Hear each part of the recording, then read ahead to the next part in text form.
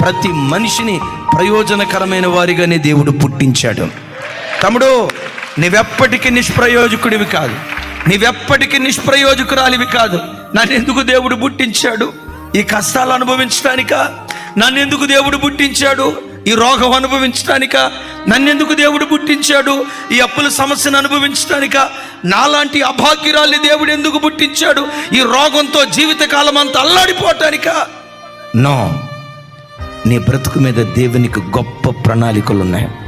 నిన్ను కన్న తల్లికి నీ మీద అన్ని గొప్ప ఉద్దేశాలు ఉన్నాయో లేవో నాకు తెలియదు, కానీ భక్తుడైన దావీదు అంటాడు, నా ఎడల నీకు కలిగిన తలంపులు,